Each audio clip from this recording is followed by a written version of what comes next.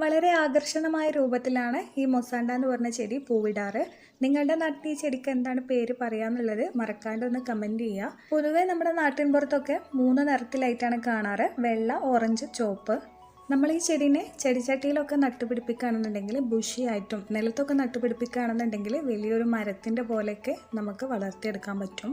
കൂടുതൽ കാലത്തും ഫ്ലവർ തരുന്ന നല്ലൊരു ചെടി തന്നെയാണ്. അത്യാവശ്യം നല്ല രീതിയിൽ തന്നെ സൺലൈറ്റും വെള്ളമൊക്കെ ആവശ്യമുണ്ട് കേട്ടോ ഈ ചെടിക്ക്.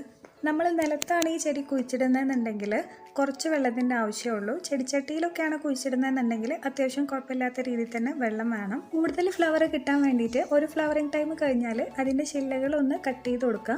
അപ്പോൾ പുതിയ തളിർപ്പ് വന്നിട്ട് അതിൽ പൂവിടും. ഈ മൊസാണ്ടയിൽ ഒരു തവണ പൂവിട്ട് കഴിഞ്ഞാൽ 2-3 ആഴ്ചത്തോളം കണ്ടിന്യൂസ് ആയിട്ട് വാടാതെ നിൽക്കുകയും ചെയ്യും. ഈ മൊസാണ്ടേൻ്റെ പുതിയ തൈകൾ നട്ടുപിടിപ്പിക്കാനാണെന്നുണ്ടെങ്കിൽ ഇതിൻ്റെ ചില്ലകൾ കട്ട് ചെയ്തിട്ടാണ് പിടിപ്പിക്കാറ്.